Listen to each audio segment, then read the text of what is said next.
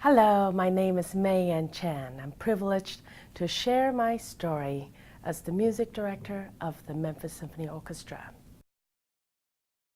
I heard Dr. King's I Have a Dream speech. The first year I was here as a teenager. I was 16, barely grasping the skill of English, and yet I heard this powerful speech that stayed with me. And in a way, I came to this country to fulfill my dream, but I knew there must be a bigger dream, a bigger calling to coincide with my own dream. This Birth of the Dream by the Memphis Symphony Orchestra's Mei-Ann Circle of Friends is taking it a step further and doing what no other art form can do. We're going to commission a piece, a symphony, that will, through the various movements, express in the way that music can only express things like fear, separation, shame, and transform that. Go ahead, let's acknowledge it, let's own it. That's what the first step in healing. Let's feel it, and let's express it together. And then help the music, through the music, let that be our guide into the vision of justice and ultimately freedom. And that's what this is going to be about, not just for Memphians, but for the entire country and perhaps the world.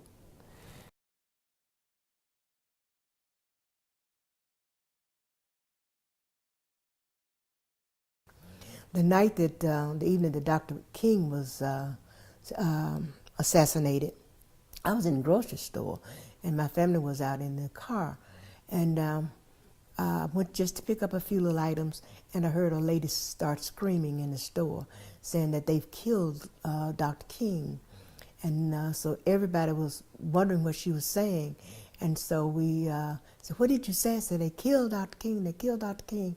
So everybody in the store just started running, because prior to that, we had curfews, and the tanks were in our neighborhoods, the helicopters were circling over our properties and shining lights all in our houses.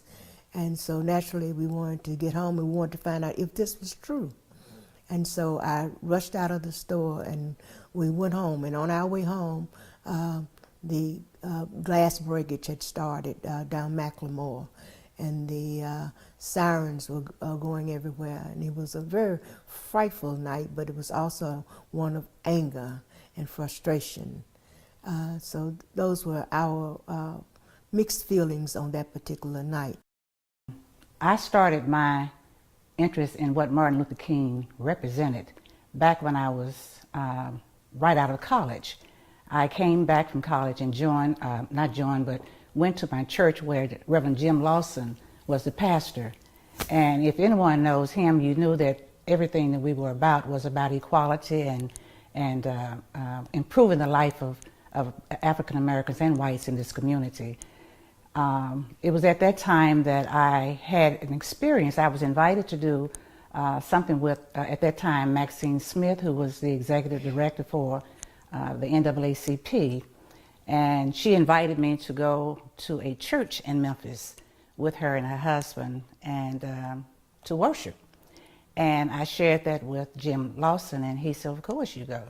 So here I was at 21 years of age, going with them, who I had admired for some time, and I thought this is going to be a great Sunday.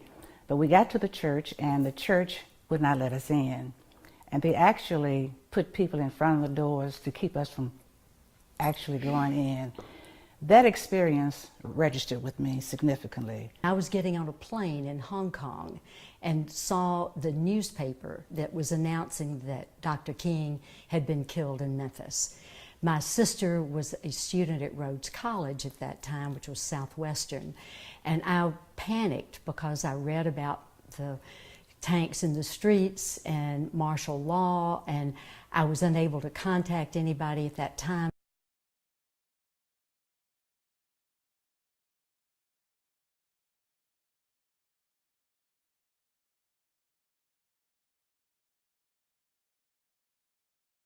on that day when we feel the loss of this great leader, what we can do then is turn and again renew our commitment to that dream.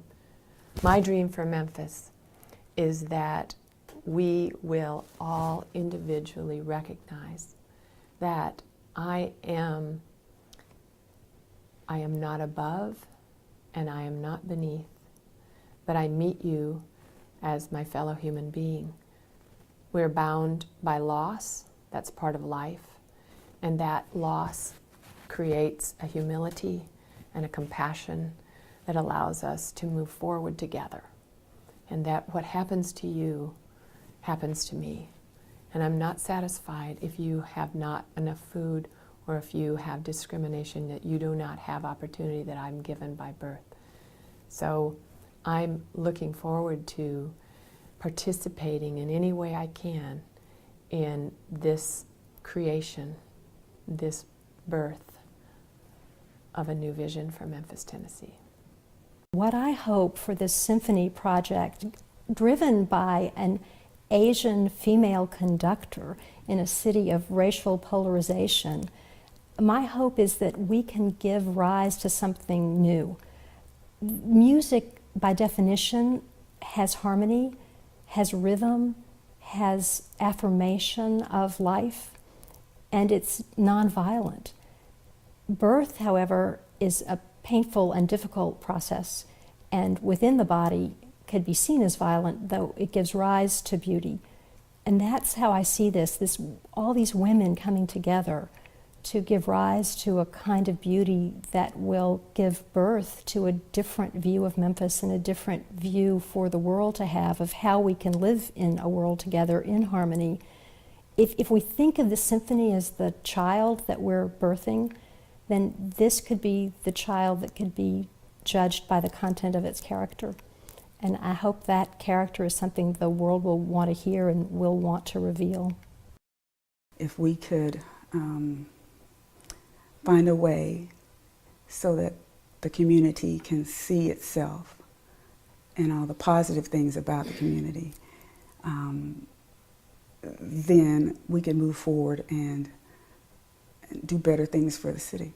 And I think music, the music of the Memphis Symphony, and this commission will be a wonderful vehicle to bring these young people and give them some focus in our community as well. The transformation has got to continue, and it's got to continue for our Memphis.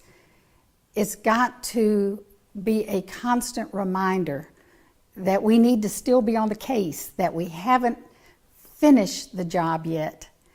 And if we can do it through literature, if we can do it through theater, and especially if we can do it through music, Memphis has a chance to really fulfill itself as a good city.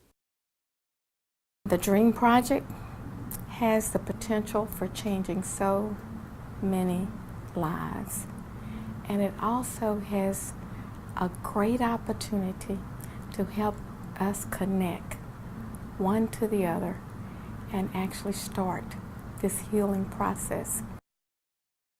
We are all caught in an inescapable network of mutuality, tied in a common garment of destiny. And therefore, anything that happens to any one of us individually happens to all of us collectively.